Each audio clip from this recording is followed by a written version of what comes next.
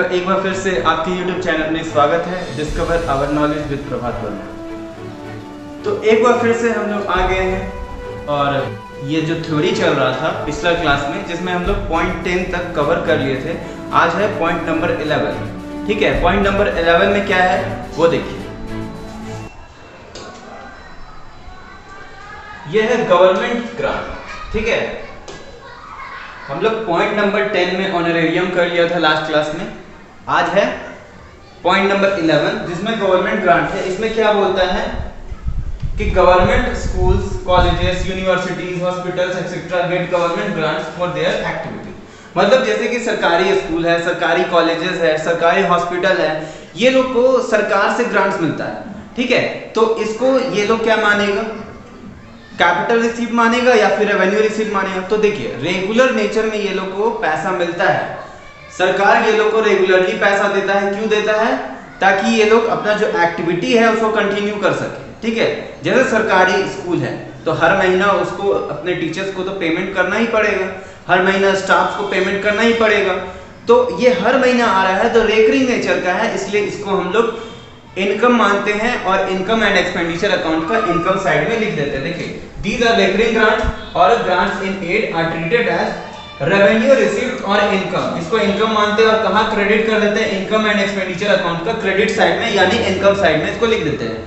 क्यों? क्योंकि government grant है ना, तो ये एक्टिविटी मेंटेन करने के लिए पैसा हर महीना आता है।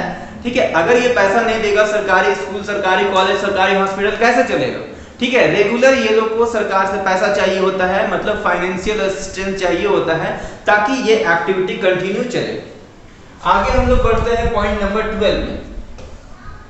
तो पॉइंट नंबर 11 में और भी पॉइंट है, इसको एक बार देख लीजिए। और क्या लिखा हुआ है कि other grant such as building grant. अब मान लीजिए सरकार से ही हम सरकारी स्कूल चला रहे, सरकारी कॉलेज चला रहे, सरकारी हॉस्पिटल चला रहे, सरकार हमको पैसा दे रहा है, लेकिन इस बार जनरली ऐसे पैसा नहीं दे रहा जो हर महीना भेजता है। इस बार बोला ना कि आप एक और बिल्डिंग बनाइए, हॉस्पिटल का, स्कूल का एक और बिल्डिंग बनाइए, ठीक है, चाहे तो लाइब्रेरी बनाइए। तो ये देखिए, किसी खास कार्य के लिए सरकार आपको पैसा दे रहा है, लाइब्रेरी बनाने के लिए दिया, चाहे और भी कोई स्टैट्यूटरी ग्रांट्स दिया है, ठीक है, चाहे डेवलपमेंट ग्रांट दिया।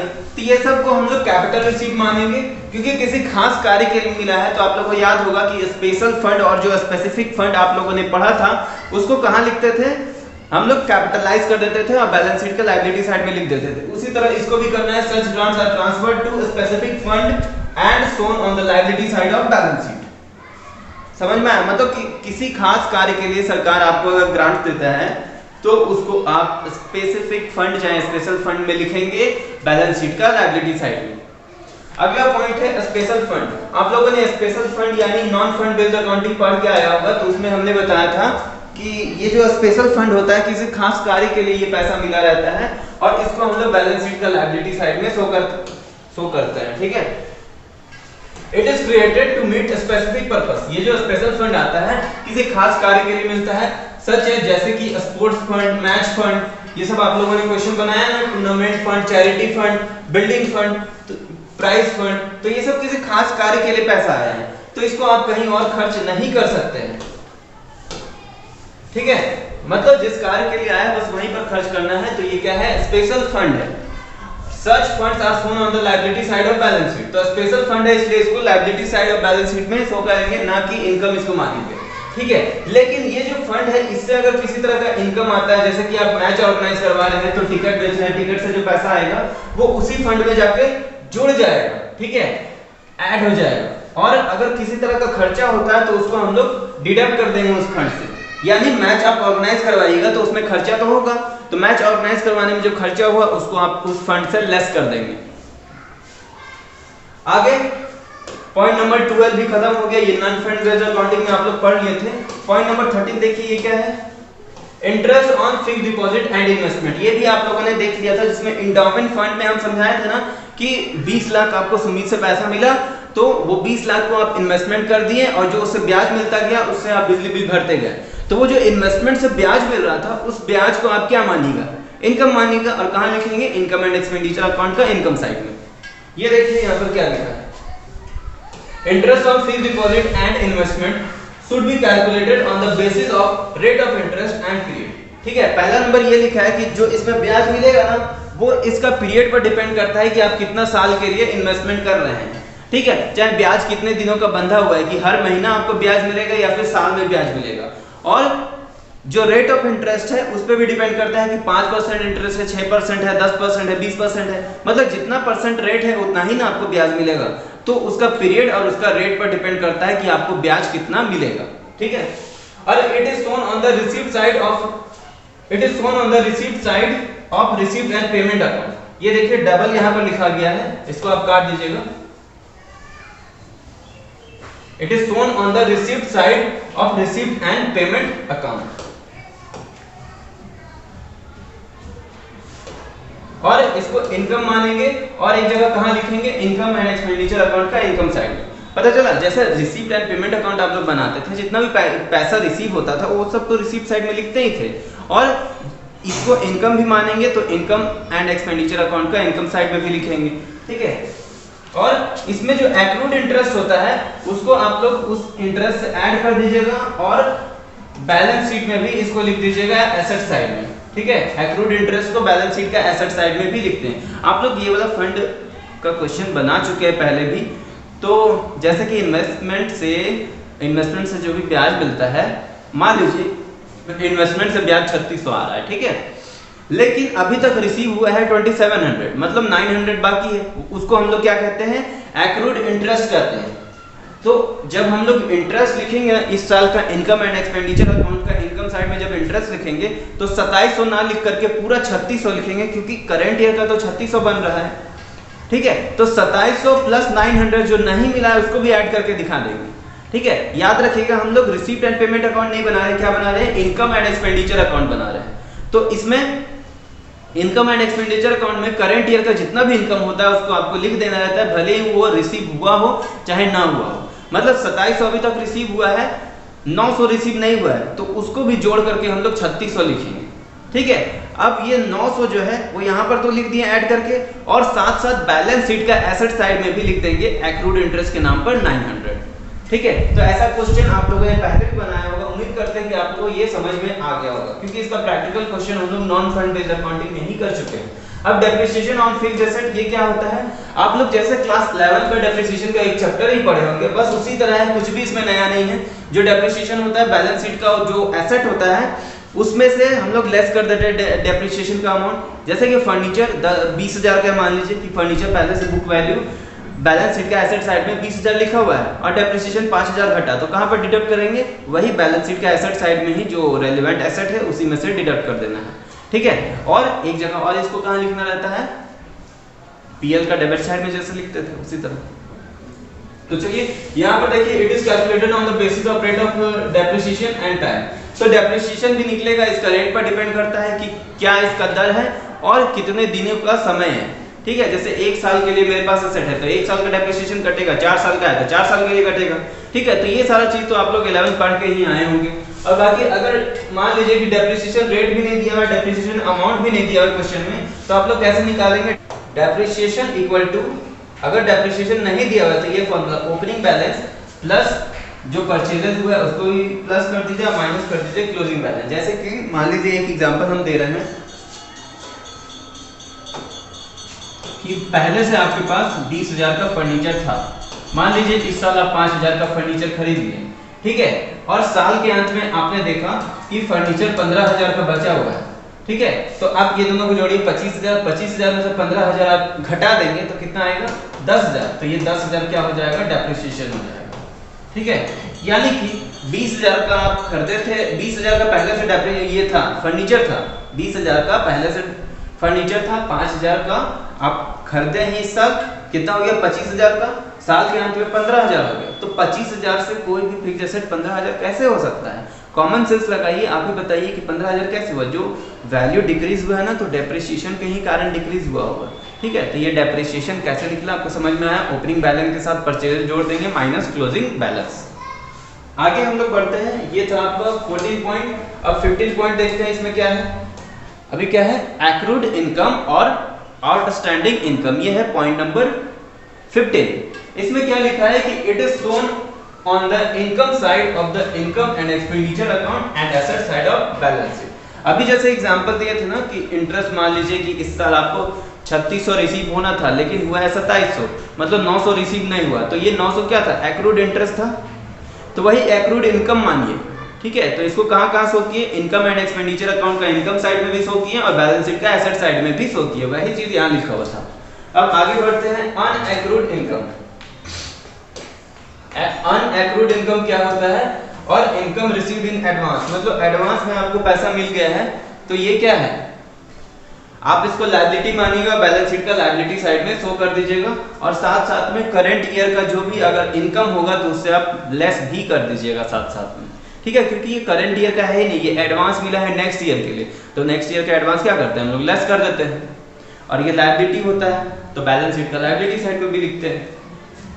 तो देखिए जैसे कि आप लोगों ने सब्स्टिट्यूशन का क्वेश्चन बना लिया होगा तो आपको पता होगा कि एडवांस कहाँ लिखते हैं, ठीक है। देखिए, it is subtracted from the related income to be shown on the credit side of the income and expenditure account.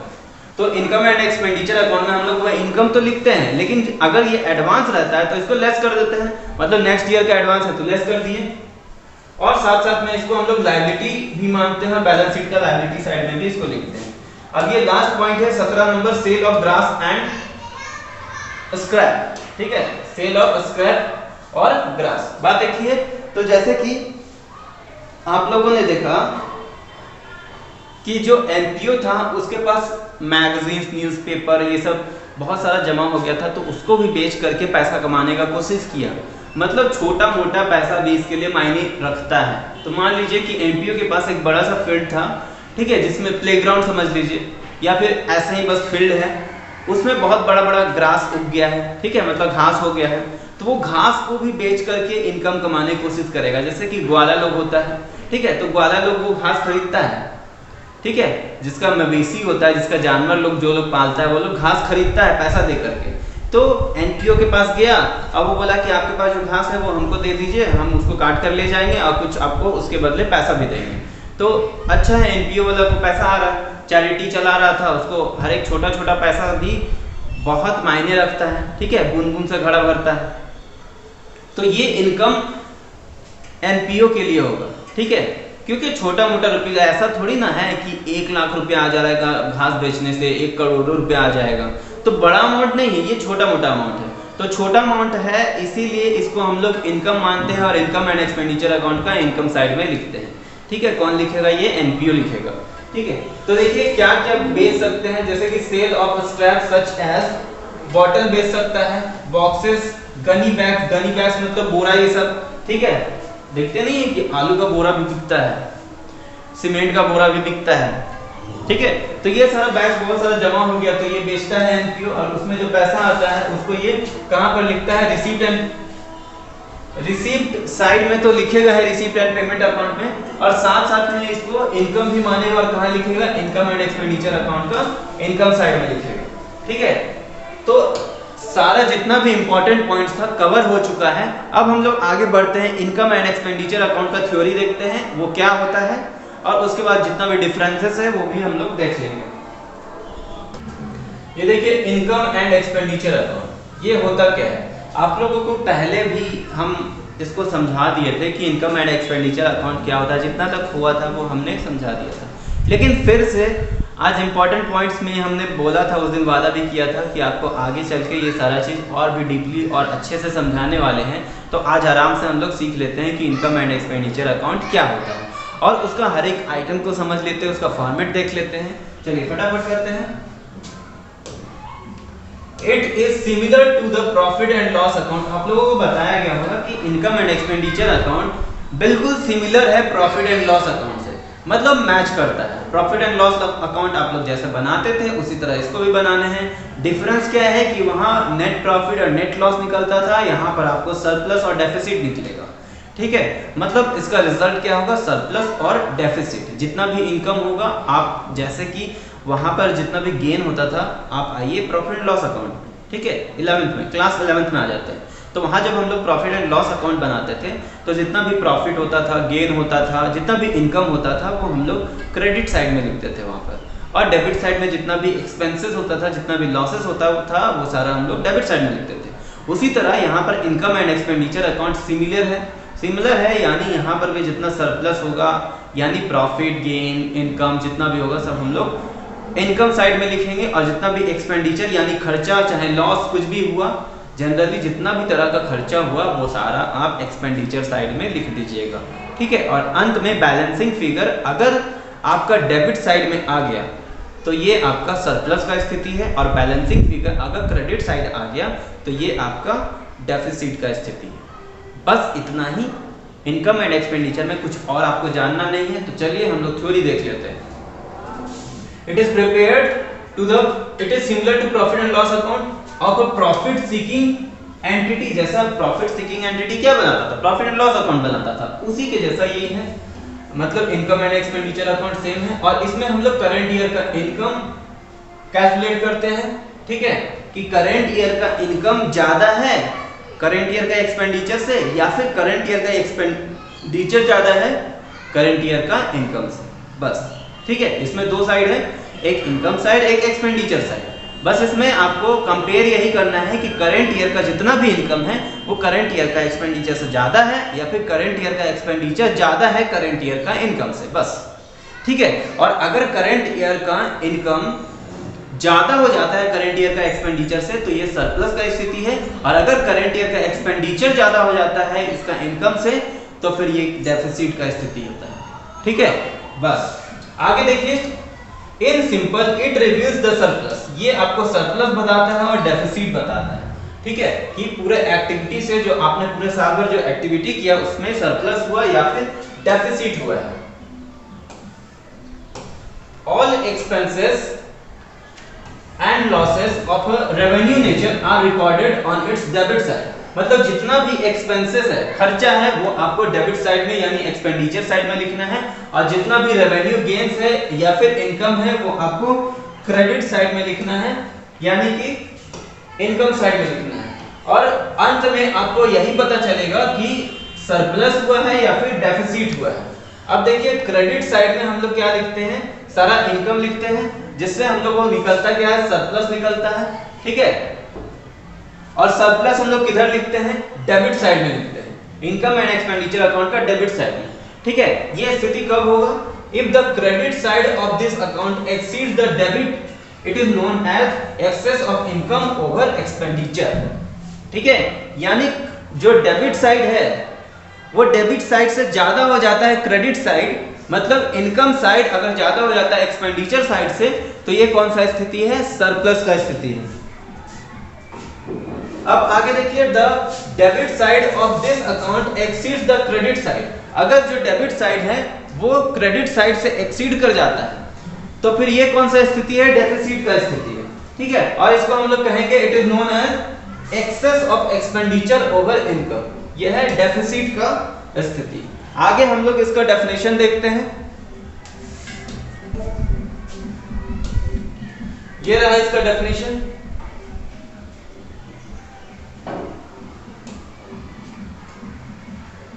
देखिए, an income and expenditure account is equivalent to profit and loss account drawn up for a non trading concern. तो ये जो income and expenditure account होता है ये non trading concern बनाता है और सेम रहता है प्रॉफिट एंड लॉस अकाउंट से, इक्विवेलेंट है उससे, ठीक है। It performs the same function and complied and constructed on precisely the same principle. मतलब जो प्रिंसिपल आप लोग प्रॉफिट एंड लॉस अकाउंट में फॉलो करते थे, जैसे एक्रूअल बेसिस पर चलते थे, वही एक्रूअल बेसिस पर आपको इनकम एंड एक्सपेंडिचर अकाउंट में भी चलना है। और ये किसका कहा गया है, विलियम पिकल्स का डेफिनेशन है, ठीक है। ये डेफिनेशन किसका था, विलियम पिकल्स का। अब इसका हम लोग मेन फीचर्स देखते हैं कि इनकम एंड एक्सपेंडिचर अकाउंट का मेन फीचर्स क्या है। आप लोगों ने पहले भी ये सारा क्लास किया हुआ जिसमें समझा होगा, लेकिन वहां हमने बोला था कि आपको नोट्स नहीं लिखना है, लेकिन यहाँ आपको बोला जा रहा है कि नोट्स लिखते जाना है। देखिए, main features of income and expenditure account. इसका मेन फीचर क्या है, पहला number, it is nominal account. ये क्या है, नॉमिनल अकाउंट है, जैसा कि पीएल अकाउंट होता है। आप लोगों ने क्लास 11th में भी पढ़ा होगा कि profit and loss account nominal account होता है, और नॉमिनल अकाउंट का रूल आपको याद होगा। उसमें क्या था कि debit all expenses and loss and credit all income and gain. उसी तरह यहाँ पर भी होता है, जितना भी इनकम और गेन होता है उसको क्रेडिट करते हैं, जितना भी एक्सपेंस और लॉस होता है उसको डेबिट करते हैं, इसलिए ये क्या है, nominal account. It is prepared from the receipt and payment account. तो जितना भी खाता हम लोग बनाते हैं उसको हम लोग किसके हिसाब से बनाते हैं, रिसीप्ट एंड पेमेंट अकाउंट के हिसाब से बनाते हैं।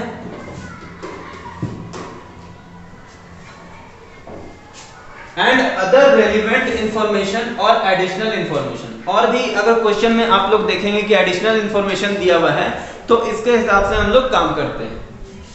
All revenue expenses related to current year, मतलब करंट ईयर का जितना भी रेवेन्यू एक्सपेंसेस होता है, चाहे तो जितना भी इनकम होता है, रेवेन्यू इनकम, उसको हम लोग इनकम एंड एक्सपेंडिचर अकाउंट में लिखते जाते हैं। ध्यान रखिएगा कि सिर्फ करंट ईयर का ही होना चाहिए। All revenue income related to current year, वही बात बोला जैसे हम लोग करंट एक्सपेंडिचर का बात देखें कि जितना भी करंट रेवेन्यू एक्सपेंसेस होता है उसको हम लोग डेबिट साइड में लिखते हैं, तो करंट रेवेन्यू इनकम्स हम लोग क्रेडिट साइड में लिखेंगे क्योंकि वो इनकम साइड में जाता है। It is capital nature. देखिए, items of capital nature are not shown on this account. याद रखिएगा कि जो भी कैपिटल नेचर का होगा वो इनकम एंड एक्सपेंडिचर अकाउंट में नहीं आएगा, सिर्फ रेवेन्यू नेचर का ही होना चाहिए। रेवेन्यू एक्सपेंडिचर हो चाहे तो रेवेन्यू इनकम हो, ठीक है। और करंट ईयर का भी ध्यान रखिएगा। It shows income and expenditure of current year only on accrual basis. जैसा कि पीएल अकाउंट में होता था कि एक्रूअल बेसिस पर चलते थे, वैसे ही आपको यहाँ पर भी एक्रूअल बेसिस पर चलना है। चलिए आगे देखिए क्या लिखा है कि like profit and loss account it is also includes non cash item. तो जैसा कि प्रॉफिट एंड लॉस अकाउंट में नॉन कैश आइटम हम लोग लिखते थे, उसी तरह यहाँ पर भी नॉन कैश आइटम लिखेंगे। जैसे कि डेप्रिसिएशन होता था, वहां पर प्रोविजन फॉर बैड डेट होता था, ये सारा चीज हम लोग को यहाँ पर भी लिखना है। मतलब नॉन कैश आइटम यहाँ पर आ सकता है, ठीक है। जैसे कि आउटस्टैंडिंग ये सब होता है ना, एक्रूड होता है, आउटस्टैंडिंग, एडवांस, ये सब जो स्पेशल ट्रांजैक्शन आप लोगों ने पढ़ा था क्लास 11 के थ्योरी में भी हमने बताया था, तो वही सारा चीज यहाँ पर हम लोग लिखेंगे, ठीक है। मतलब रिसीप्ट एंड पेमेंट अकाउंट बनाए होंगे तो वो कैश बेसिस पर था, तो ये नॉन कैश और कैश सारा इसमें आएगा। अब देखिए, तो बैलेंस एट द एंड, मतलब अंत में आपको सरप्लस पता चलेगा और डेफिसिट पता चलेगा, इसका रिजल्ट यही होने वाला है। अब हम लोग डिफरेंस देख लेते हैं कि रिसीप्ट एंड पेमेंट अकाउंट और इनकम एंड एक्सपेंडिचर अकाउंट में डिफरेंस क्या है। तो ध्यान दीजिएगा, इधर है रिसीप्ट एंड पेमेंट अकाउंट और इधर है इनकम एंड एक्सपेंडिचर अकाउंट। देखिए, it is a real account. जो रिसीप्ट एंड पेमेंट अकाउंट होता है रियल अकाउंट होता है। आप लोगों ने क्लास 11 में भी पढ़ा होगा कि कैश अकाउंट क्या होता है, रियल अकाउंट होता है। तो क्योंकि वो कैश अकाउंट ही तो है एक तरह से, इसलिए वो रियल अकाउंट है, और ये एक तरह से पीएल है, इसलिए ये क्या है, नॉमिनल अकाउंट है। It is like a cash book. आप लोगों ने पढ़ा होगा receipt and payment account cash book के जैसा होता है, और ये प्रॉफिट एंड लॉस अकाउंट के जैसा होता है। इसमें कैपिटल और रेवेन्यू नेचर दोनों तरह का आइटम आ जाता है, लेकिन इसमें सिर्फ रेवेन्यू नेचर का आइटम आता है, कैपिटल नेचर आइटम इसमें नहीं आता है। Debit side is for receipt and credit side is for payment. वहां आप लोगों ने पढ़ा होगा रिसीप्ट एंड पेमेंट अकाउंट में कि डेबिट साइड रिसीप्ट के लिए होता है और क्रेडिट साइड पेमेंट के लिए होता है। लेकिन इनकम एंड एक्सपेंडिचर अकाउंट में जो डेबिट साइड होता है वो एक्सपेंडिचर के लिए होता है और क्रेडिट साइड इनकम के लिए होता है। 5वां नंबर देखिए, it is prepared on cash basis of accounting, और इसमें हम लोग देखेंगे कि एक्रूअल बेसिस ऑफ अकाउंटिंग पे चलता है, ठीक है। Closing balance of this account represent cash in hand at the bank, ठीक है। और यहाँ पर हम लोग देखे थे कि रिसीप्ट अकाउंट में क्लोजिंग बैलेंस क्या आता था, कैश इन हैंड या फिर कैश एट बैंक आता था। और यहाँ पर जो क्लोजिंग बैलेंस आएगा वो क्या आएगा, या तो सरप्लस आएगा या तो डेफिसिट आएगा, यही दोनों में से एक चीज आने वाला है। तो आप लोगों ने इसका डिफरेंस भी अच्छे तरह से देख लिया। उम्मीद करते हैं कि आपको अच्छी तरह से डिफरेंस देख करके दोनों में क्या अंतर है ये समझ में आ गया होगा, डेफिनेशन भी क्लियर हो गया होगा। तो इसका मतलब अगर आपसे लिखने के लिए बोला जाए तो आंख बंद करके आप इसमें 10 पॉइंट तो आसानी से लिख सकते हैं, ठीक है। चलिए अब हम लोग आगे बढ़ते हैं। अब देखिए, ये डिफरेंस हम लोग आगे बढ़ते हैं जिसमें इनकम एंड एक्सपेंडिचर अकाउंट और प्रॉफिट एंड लॉस अकाउंट में भी डिफरेंस देख लेते हैं। अभी हम लोगों ने इनकम एंड एक्सपेंडिचर अकाउंट और रिसीप्ट एंड पेमेंट अकाउंट का डिफरेंस देख लिया, ठीक है। अब हम लोग क्या चीज का डिफरेंस देखेंगे, इनकम एंड एक्सपेंडिचर अकाउंट और प्रॉफिट एंड लॉस अकाउंट, ये दोनों में डिफरेंस क्या है।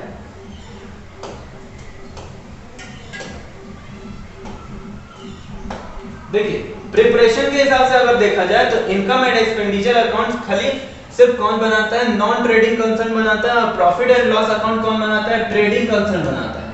ठीक है, ट्रेडिंग कंसर्न और इसमें नॉन ट्रेडिंग कंसर्न। मेथड अगर देखा जाए तो इनकम एंड एक्सपेंडिचर अकाउंट का पहले देखते हैं कि it is prepared with the help of receipt and payment account. Receipt and payment account रहेगा तभी हम लोग इनकम एंड एक्सपेंडिचर अकाउंट बना सकते हैं, उसके हेल्प से बना सकते हैं। और प्रॉफिट एंड लॉस अकाउंट हम लोग ट्रायल बैलेंस की हेल्प से बनाते हैं। ठीक है, इसका ऑब्जेक्टिव क्या होता है इनकम एंड एक्सपेंडिचर अकाउंट बनाने का? Objective of preparing of this account is to know surplus और डेफिसिट। इससे हम लोग को सरप्लस चाहे तो डेफिसिट पता चलता है। और प्रॉफिट एंड लॉस अकाउंट जब हम लोग बनाते हैं तो लास्ट में नेट प्रॉफिट या फिर नेट लॉस पता चलता है, बस इतना ही। ठीक है, ये डिफरेंस आपको पता होगा, लेकिन फिर भी हम आपको बता रहे हैं ताकि आपको रिवाइज भी हो जाए। अगला डिफरेंस देखिए कि treatment of profit and loss. तो यहां पर balance of profit is neither transferred to capital fund nor it is accumulated in the separate heading. तो जो भी लास्ट में प्रॉफिट आता है ना, उसको हम लोग कहीं पर ट्रांसफर नहीं करते हैं। यहां पर एमपीओ का बात हो रहा है ना, तो एमपीओ ही तो इनकम एंड एक्सपेंडिचर अकाउंट बनाता है। तो जो प्रॉफिट आता है यानी कि जो सरप्लस आता है वो बांट करके घर में लेके चल जाता है।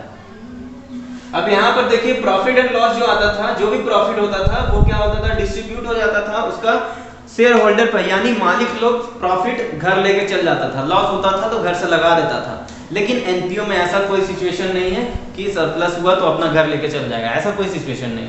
ठीक है, अब देखिए ग्रॉस प्रॉफिट और ग्रॉस लॉस। यहाँ पर जो can not be obtained from it since it is a non trading concern. इसमें हम लोग ग्रॉस प्रॉफिट और ग्रॉस लॉस नहीं निकाल सकते हैं क्योंकि ये नॉन ट्रेडिंग कंसर्न है। और ये इसमें हम लोग ग्रॉस प्रॉफिट चाहे ग्रॉस लॉस निकाल सकते हैं, can be obtained before net profit since it is prepared in a trading concern. ये ट्रेडिंग कंसर्न पर होता है।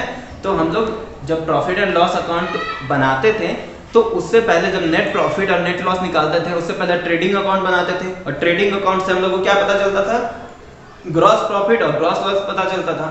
तो वो सिचुएशन जो था ट्रेडिंग कंसर्न का सिचुएशन में हम लोग ग्रॉस प्रॉफिट और ग्रॉस लॉस निकाल सकते थे। लेकिन यहाँ एनपीओ का सिचुएशन में जब इनकम एंड एक्सपेंडिचर अकाउंट बनाते हैं तो यहाँ पर हम लोग डायरेक्टली सरप्लस और डेफिसिट ही निकाल सकते हैं, यानी उससे पहले ग्रॉस प्रॉफिट और ग्रॉस लॉस का कोई भी तरह का सिचुएशन यहाँ है ही नहीं, हम लोग नहीं निकाल सकते क्योंकि ये ट्रेडिंग कंसर्न ही नहीं है। आगे बढ़ते हैं। अब हम लोग को इसका फॉर्मेट देखना है कि इनकम एंड एक्सपेंडिचर अकाउंट का फॉर्मेट क्या है। आप ध्यान दीजिएगा और इसका एक एक पॉइंट को समझते जाइएगा। देखिए इनकम एंड एक्सपेंडिचर अकाउंट, यहाँ आपको हेडिंग देना है फॉर द ईयर एंडिंग, यहाँ आपको डेट लिख देना है। इधर डेबिट होता है, इधर क्रेडिट होता है।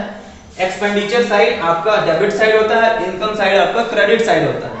अब देखते जाइए एक एक आइटम इसमें क्या क्या आता है। सबसे पहले हम कोशिश करते हैं कि इनकम साइड का एक एक पॉइंट पहले कवर कर दिया जाए, उसके बाद फिर आगे हम लोग एक्सपेंडिचर साइड देखेंगे। तो देखिए इनकम साइड में बाय ऑल रेवेन्यू रिसीप्ट, मतलब जितना भी रेवेन्यू रिसीप्ट होगा, जितना भी रेवेन्यू नेचर का इनकम होगा वो सारा इनकम साइड में आप रिसीव कर दीजिएगा। After making adjustment for accrued income and advance income, prepaid income. इसका कहने का मतलब ये है ना कि सिर्फ करंट ईयर का ही इनकम आप यहाँ पर लिखिए। मतलब एडजस्टमेंट करने के बाद अगर एडवांस में आपको पैसा मिला हुआ है नेक्स्ट ईयर के लिए तो उसको पहले आप लेस कर लीजिए। चाहे पिछले साल अगर इस साल का एडवांस मिला है तो उसको यहाँ पर ऐड कर दीजिए, और अगर आउटस्टैंडिंग है करंट ईयर का साल के अंत में तो उसको ऐड कर दीजिए, और पिछले साल का आउटस्टैंडिंग इनकम इस साल आया है तो उसको लेस कर दीजिए। मतलब ये चार तरह का एडजस्टमेंट अगर आप पहले कर लेते हैं उसके बाद ही आपको यहाँ पर करंट ईयर का इनकम लिखना है।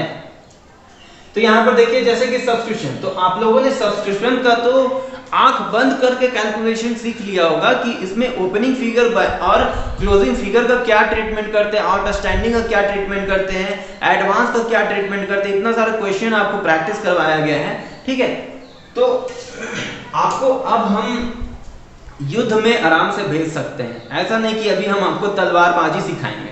तलवारबाजी और अभी आपको बंदूक चलाने नहीं सिखाना है, वो आपको हम पहले ही सिखा चुके हैं। यानी सब्सक्रिप्शन अकाउंट इसमें जितना भी आइटम होता है एडजस्टमेंट करने वाला, ऐसा नहीं है कि आप बाद में एडजस्टमेंट यहाँ पर सीखेंगे, यहाँ पर सीखने का चीज ही नहीं है, यहाँ बस आपको अमाउंट ट्रांसफर करना है। ठीक है, जैसे पीएल अकाउंट बनाते थे ना तो सारा अमाउंट वहां पर आप फटाफट लिखते जाते थे, उसी तरह से। तो जैसे कि यहाँ पर सबसे पहले सब्सक्रिप्शन वाला सारा देख लेते हैं, यहाँ लिखेंगे बाय सब्सक्रिप्शन, ठीक है, और यहाँ पर उसका अमाउंट लिख देंगे।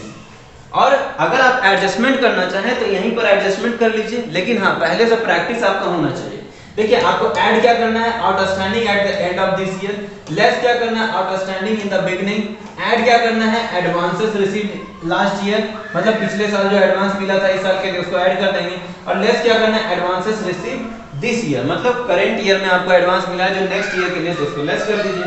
ठीक है, तो इतना सारा एडजस्टमेंट करने के बाद ही यहाँ पर आपका जो बैलेंस आएगा उसको आप यहाँ पर लिख दीजिएगा। ठीक है, और ये सारा अगर आप वर्किंग नोट में काम करते हैं तो सीधा यहाँ पर बैलेंस लिख दीजिए। आगे हम लोग बढ़ते हैं, डोनेशन मतलब जनरल डोनेशन अगर होता है तो आप यहीं पर लिखिएगा जनरल डोनेशन, यहाँ पर अमाउंट लिख दीजिए। उसके बाद लॉकर्स रेंट यहाँ पर लिख दीजिए। उसके बाद इनकम फ्रॉम लेक्चर, लेक्चर से आपको इनकम हुआ है यहाँ पर लिख दीजिए। फिर received from dance and show, dance और शो करने पर पैसा मिला है तो यहाँ पे लिख दीजिए। इसी तरह से आपको आगे सारा पॉइंट लिखते जाना है, मतलब जितना भी तरह का इनकम हुआ, यहाँ हमको तो समझाने का जरूरत ही नहीं है, आपको तो बोलना चाहिए कि सर ये सब क्यों समझा रहे हैं, ये सब तो इनकम है, जितना भी तरह का इनकम हुआ बस हम यहाँ पर लिख देंगे इनकम साइड में। इसमें सोचना क्या है, बस सोचना यह है कि करंट ईयर का होना चाहिए। देखिए आगे भी देख लेते हैं, इनकम फ्रॉम लेक्चर हम लोग यहाँ पर लिख दिए, receive from dance and show यहाँ पर लिखे, फिर सेल ऑफ यूज टेनिस चाहे क्रिकेट बॉल्स, मतलब पुराना स्पोर्ट्स मटेरियल बेचे तो पैसा आया तो यहाँ पर लिखे, इंटरेस्ट ऑन सिक्योरिटी, सिक्योरिटी से इंटरेस्ट मिला यहाँ पर लिखे, इंटरेस्ट ऑन इन्वेस्टमेंट, इन्वेस्टमेंट से पैसा मिला यहाँ लिखे, interest on bank deposit, bank में पैसा जमा रखे थे सेविंग खाता में तो वहां से इंटरेस्ट मिला तो यहाँ लिखे, डिविडेंड ऑन शेयर, शेयर से अगर आपको डिविडेंड मिलता है ना तो वो भी एक तरह से आपके लिए इनकम होता है। ठीक है, शेयर डिवेंचर ये सब में पैसा लगाते हैं तो शेयर से क्या मिलता है, आपको डिविडेंड मिलता है। जैसे आप इन्वेस्टमेंट करते हैं तो उससे आपको इंटरेस्ट मिलता है ना, उसी तरह शेयर में डिविडेंड दिया जाता है। ठीक है, तो ये भी आप यहाँ पर लिखिएगा।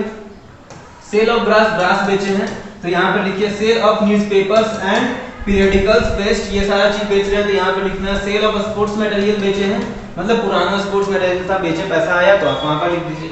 Advertisement in the year book यहाँ पर लिख दीजिए, मतलब यहां से भी आपको पैसा आया है, याद रखिएगा।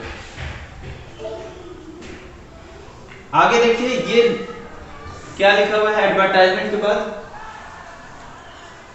प्रोसीड्स ऑफ द कंसर्ट, वहां से भी पैसा आया, मतलब कंसर्ट करवाए तो वहां से पैसा आया है। रिसीव्ड फ्रॉम एंटरटेनमेंट, कहीं आप एंटरटेनमेंट किए कोई ऑर्गेनाइजेशन में, कोई चैरिटी में जाकर के एंटरटेनमेंट किए तो वहां से आपको पैसा मिला तो भी आप यहाँ पर इनकम साइड में लिख दीजिए। इंटरेस्ट फीस, इंटरेस्ट फीस भी यहाँ पर लिख दीजिए, लेकिन वो रेवेन्यू नेचर का होना चाहिए तभी यहाँ पर लिखिएगा। ठीक है, खैर इसका तो आपको हम थ्योरी भी करवा दिए हैं, इंटरेस्ट फीस क्या करना रहता है। चैरिटीज, चैरिटी से पैसा मिला है तो आप वहां पर लिख दीजिए, मतलब छोटा मोटा इनकम जो भी आया है वो आप इनकम साइड में लिखते जाइए। चैरिटी के बाद देखिए और क्या है, profit on sale of asset, asset बेचे तो यहाँ पर लिखिए rent from hire of ground.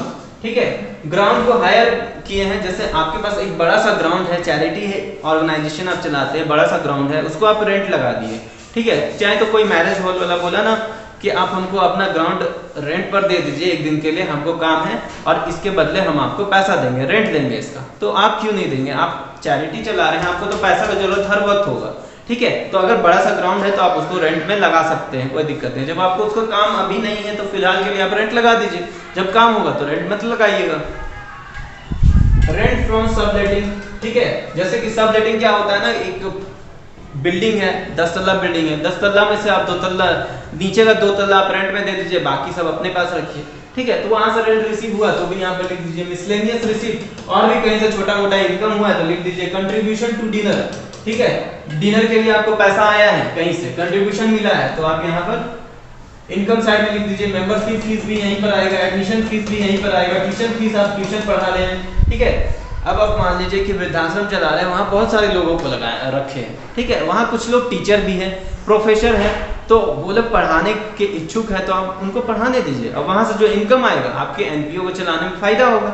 ठीक है, तो छोटा मोटा भी पैसा अगर आता है ना तो आप इनकम साइड में लिखते जाइएगा। ग्रांट फ्रॉम म्युनिसिपल, म्युनिसिपल से आपको कुछ पैसा मिला है, कॉर्पोरेशन, म्युनिसिपल कॉर्पोरेशन ये सब से पैसा मिला है तो आप यहाँ पर लिखते जाइए इनकम साइड में। और क्या है, ग्रांट, अब स्टेट गवर्नमेंट पैसा दे सकता है, जैसे सेंट्रल गवर्नमेंट पैसा देता है वैसे स्टेट गवर्नमेंट भी आपको हेल्प कर सकता है एनपीओ चलाने के लिए। सेल ऑफ टिकट, टिकट आप बेचे वहां से पैसा है, यहाँ पे लिख दीजिए। ठीक है, और जितना भी तरह का रिसीप्ट है, receipt from income from canteen, canteen से पैसा आया है, ठीक है, वो सारा आप यहाँ पर लिख दीजिए। अब लास्ट में डेफिसिट आएगा। डेफिसिट कैसे आएगा ये आप देखिए कि जो बैलेंसिंग फिगर अगर इधर आ गया, ठीक है, मान लीजिए कि उधर 10 लाख आया है और इधर टोटल करने पर 80,000 आया, तो 20,000 जो बैलेंसिंग फिगर है ना वो यहाँ पर आप डेफिसिट में लिख दीजिएगा। ठीक है, लास्ट में डेफिसिट आपको किधर आया आपने देख लिया कि क्रेडिट साइड में डेफिसिट आएगा, याद रखिएगा। अब हम लोग आते हैं डेबिट साइड। डेबिट साइड यानी कि एक्सपेंडिचर साइड में जितना भी आइटम्स है एक्सपेंडिचर साइड का वो हम लोग देख लेते हैं।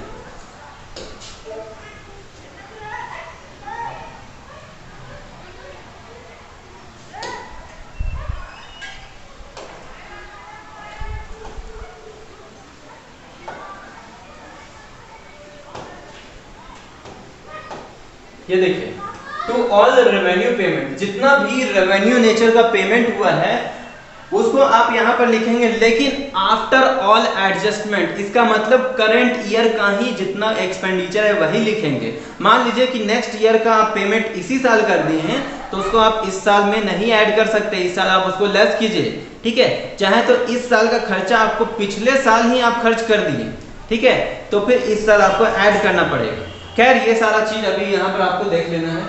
इंश्योरेंस प्रीमियम, देखिए इंश्योरेंस प्रीमियम अगर आपको करंट ईयर का है तो आप सीधा यहाँ अमाउंट लिख दीजिए, लेकिन अगर एडजस्टमेंट नहीं किया हुआ है तो यहाँ आपको सबसे पहले उसका एडजस्टमेंट करना पड़ेगा, क्योंकि करंट ईयर का ही यहाँ आपको लिखना है। तो सबसे पहले इंश्योरेंस प्रीमियम आप यहाँ पर इनर कॉलम में अमाउंट लिखिए कि टोटल इंश्योरेंस प्रीमियम कितना पे किए हैं, और साथ साथ में आप देखना है कि प्रीपेड मतलब पिछले साल का, prepaid in the previous year मतलब पिछले साल ही आपने इस साल के लिए भी एडवांस में प्रीमियम भर दिया था, तो वो है तो इसी साल का ना, तो आप यहाँ पर ऐड कर दीजिए। अब देखिए प्रीपेड इन दिस ईयर मतलब इस साल आपने इंश्योरेंस प्रीमियम इस साल भरा, लेकिन ये इस साल का ना होकर के नेक्स्ट ईयर का आपने इसी साल पे कर दिया, तो उसको भी लेस कर देंगे जैसा कि आप लोगों ने सब्सक्रिप्शन का किया था। ठीक है, तो उसको यहाँ पर लेस करना है और ऐड करना आउटस्टैंडिंग एट द एंड, मतलब मान लीजिए कि इस साल के अंत में इंश्योरेंस प्रीमियम बच गया, मान लीजिए 2 महीना का आपने इस साल का नहीं दिया और 10 ही महीना का इंश्योरेंस प्रीमियम पे किया, तो 2 महीना का आउटस्टैंडिंग है, इसलिए ऐड कर दीजिए क्योंकि वो भी तो करंट ईयर का है। ये आपको ऐड करना है और लेस कर देना है outstanding at the last year, और add advance paid in the previous year. ये सारा चीज आपको हम इसका क्वेश्चन हम अलग से करवाने वाले हैं, advance paid in the current year. ठीक है, मतलब सिर्फ करंट ईयर का ही आपको काम करना है एडजस्टमेंट करने के बाद। अब यहाँ पर देखिए रिपेयर्स एंड डेकोरेशन, ये आपको खर्चा है, यहाँ पर लिख दीजिए। Depreciation, depreciation non cash item है, आपको बताए थे लॉस है, तो आपको यहाँ पर लिख देना है। स्टेशनरी, स्टेशनरी में सबसे पहले आप इनर कॉलम में लिखिए, अगर उसका ओपनिंग स्टॉक है तो उसको आप ऐड कर दीजिए, और क्लोजिंग स्टॉक है तो उसको लेस करने के बाद ही यहाँ फिगर लिखिएगा। अब देखिए टेलीफोन चार्जेस है, यहाँ लिख दीजिए क्योंकि खर्चा है। प्रिंटिंग एंड स्टेशनरी खर्चा है, लिख दीजिए। इलेक्ट्रिसिटी खर्चा है, लिख दीजिए। पोस्टेज एंड स्टैम्प ये भी खर्चा है, लिख दीजिए। Loss on sale of asset, आपका लॉस हुआ है एसेट को बेचने पर, तो यहाँ पर एक्सपेंडिचर साइड में लिखिए। मतलब जैसे कि प्रॉफिट एंड लॉस अकाउंट में जैसे आप बनाते थे सारा आइटम्स वहां लिखते थे, उसी तरह सेम टू सेम है यहाँ पर, कुछ भी अलग नहीं। अब देखिए स्पोर्ट्स मटेरियल, यहाँ से आपको क्या हुआ है कि खर्चा हुआ खरीदे हैं, तो यहाँ पर लिखिए स्पोर्ट्स मटेरियल कंज्यूम, जो आप कंज्यूम किए यहाँ लिखिए। चैरिटीज, यहाँ डेबिट हुआ है तो डेबिट यहाँ पर लिखिए। चैरिटीज में एक डेबिट था एक क्रेडिट, क्रेडिट रहता तो उस साइड, डेबिट है तो इस साइड। चलिए, तो यहाँ तो आपको समझ में आ गया चैरिटी तक। अब हम लोग आगे बढ़ते हैं, एडवर्टीजमेंट से देखते हैं। एडवर्टीजमेंट आप किए हैं जो खर्चा हुआ है यहाँ लिख दीजिए। रेंट एंड टैक्सेस पे किए हैं यहाँ लिख दीजिए। कॉस्ट ऑफ एंटरटेनमेंट यहाँ पर लिख दीजिए, खर्चा हुआ है। ठीक है, न्यूज़पेपर एंड पीरियोडिकल्स खरीदे हैं तो यहाँ पर लगेगा। बार एक्सपेंसेस यहाँ पर आपको लिखना है। बार परचेजर यहाँ लिखना है। और अपकीप ग्राउंड, ये भी आपने अपकीप ग्राउंड का मतलब ग्राउंड का मेंटेनेंस के लिए आपने कुछ पैसा खर्चा किया है, जैसे घास उग जाता है ना, अनवांटेड ग्रास उग गया है, आपको उसको कटवाना है, ग्राउंड को मेंटेन करके रखना है, तो फिर उसमें भी तो खर्चा लगेगा, तो ये पेमेंट है, तो आप यहाँ पर लिखिए ग्राउंड मैन वेजेस। तो ग्राउंड मैन जो वहाँ पर देखभाल करने के लिए, जो ग्राउंड को देखभाल करने के लिए आपने आदमी को रखा है, उसको भी वेजेस देना है, तो यहाँ पर लिख दीजिए। गार्डनिंग एक्सपेंसेस कुछ खर्चा है, यहाँ लिखिए। लाइटनिंग, क्लीनिंग एंड सैनिटरी, ये सब में खर्चा वाला है। कोई सर्विसेज है लिख दीजिए। प्राइज अवॉर्डेड भी खर्चा है, तो आप भी यहाँ पर लिखते जाइए। आगे देखिए बैड डेब्ट क्या है? नॉन कैश आइटम यहाँ पर लिख दीजिए। ऑडिट फीस खर्चा है, यहाँ लिख दीजिए। बैंक चार्जेस, बैंक ने आपसे चार्जेस काट लिया है आपके खाता से। ट्रैवलिंग अलाउंसेस, ये भी ट्रैवलिंग का खर्चा है। ऑफिस एक्सपेंसेस खर्चा है। सन्ड्री एक्सपेंसेस, जो मिला जुला के जितना छोटा मोटा खर्चा है सब यहाँ पर लिख दिए। देखिए जनरल एक्सपेंसेस है, यहाँ पर आपको लिख देना है। उसके बाद इंटरेस्ट ऑन लोन और बैंक ओवरड्राफ्ट, जैसे बैंक से आप लोन लेते हैं तो बैंक वाला इंटरेस्ट चार्ज करता है, आपसे इंटरेस्ट लेता है। और बैंक ओवरड्राफ्ट यानी आपके बैंक खाते में उतना पैसा नहीं, फिर भी आप उतना निकाल लिए, ठीक है, कुछ पैसा निकाल लिए, तो उसके बदले आपसे बैंक वाला इंटरेस्ट लेता है। जैसे क्रेडिट कार्ड क्या होता है कि आपके बैंक में पैसा नहीं भी रहेगा तब भी आप पैसा निकाल सकते हैं, यानी ट्रांजेक्शन कर सकते हैं, तो उसके बदले आपको बैंक वाला क्या करता है कि इंटरेस्ट चार्ज करता है। तो इंटरेस्ट चार्ज करता है तो वो भी एक तरह से खर्चा है, आप पे कर रहे हैं, पेमेंट हो रहा है, तो इसको यहाँ पर लिखेंगे। एनुअल डिनर एक्सपेंसेस यहाँ पर लिखेंगे। जो फेयर एक्सपेंसेस है यहाँ लिखेंगे, ठीक है। मतलब जितना भी तरह का खर्चा हुआ है वो आप यहाँ पर लिख देंगे। बस ध्यान रखिएगा कि करंट ईयर का होना चाहिए। और लास्ट में अगर कुछ बैलेंसिंग फिगर इधर आता है तो सरप्लस, यानी कि इनकम साइड ज्यादा हो गया और एक्सपेंडिचर साइड कम हो गया। मान लीजिए कि इधर जब आप टोटल किए तो इधर आपका 1 लाख आया, टोटल करने पर 1 लाख, ठीक है। और इधर जब आप किए तो इधर टोटल करने पर आपका 80,000 आया, ठीक है, 80,000। तो बैलेंसिंग फिगर जो इधर कितना आया 1 लाख और इधर कितना आया 80,000, तो बैलेंसिंग फिगर इधर आ रहा है कितना 20,000 का। तो ये 20,000 क्या कहलाएगा आपके लिए? सरप्लस कहलाएगा। ये सरप्लस आता कहां पर है? डेबिट साइड में सरप्लस लिखाता है। याद रखिएगा कि इनकम एंड एक्सपेंडिचर अकाउंट का डेबिट साइड में सरप्लस लिखाएगा बैलेंसिंग फिगर के नाम पे, और जो डेफिसिट होता है वो कहां लिखाता है? इनकम एंड एक्सपेंडिचर अकाउंट का क्रेडिट साइड। तो ये हो गया आपका आज सारा फॉर्मेट खत्म। तो अभी तक आप लोगों ने सारा वीडियो देखा होगा। कहीं कहीं ऐसा भी हुआ होगा कि हम मिस्टेक से 1 लाख यहाँ बोल रहे हैं और 10 लाख लिख दिए, ठीक है, चाहे तो या 1 लाख बोले और 10 लाख लिख दिए, तो वहां पर कहीं कहीं थोड़ा मोड़ा मिस्टेक होता ही है। तो आप उसको इग्नोर कर दीजिएगा कि बस आपको कंसेप्ट यहाँ पर समझना है। और एक बात और ध्यान में रखिएगा कि यहाँ पर हम लोगों ने जैसे ऊपर में देखा था, देखिए हम लोगों ने ऊपर में क्या देखा था कि यहाँ पर इंश्योरेंस प्रीमियम, ठीक है। और एक और चीज में नया चीज हमने देखा, ये stationery, opening stock, closing stock. तो इस टाइप का भी क्वेश्चन हम लोग प्रैक्टिस करने वाले हैं। और जितना भी जैसे कि स्टॉक ऑफ कंज्यूमेबल गुड्स का अभी तक कैलकुलेशन हम लोगों ने नहीं किया है, तो नेक्स्ट क्लास में हम लोग इनकम एंड एक्सपेंडिचर अकाउंट चालू करने से पहले हम लोग नेक्स्ट क्लास में कंज्यूमेबल गुड्स का जितना भी कैलकुलेशन होता है, थ्योरी होता है, वो कर लेंगे। और साथ साथ में हम लोग सैलरी का भी कर लेंगे। यहाँ पर देखिए जैसे कि आया था ना इससे जस्ट पहले इंश्योरेंस वाला, कि इंश्योरेंस का भी एडजस्टमेंट होता है। जैसे सब्सक्रिप्शन का एडजस्टमेंट हम लोग पहले सीख लिए थे, वैसे इंश्योरेंस का एडजस्टमेंट, सैलरीज का एडजस्टमेंट होता है कि पिछले साल सैलरी आप इस साल का दे दिए, ठीक है, लेकिन करंट ईयर का जो सैलरी है वो आप पिछले साल ही रिसीव कर चुके हैं। मान लीजिए इस साल का 10,000 बनता है, पिछले साल 5,000 आप रिसीव कर चुके हैं, तो उसका एडजस्टमेंट करना पड़ेगा। और साथ साथ में मान लीजिए कि नेक्स्ट ईयर का भी सैलरी आपको इसी साल एडवांस में मिल गया है, तो उसका भी एडजस्टमेंट करना पड़ेगा।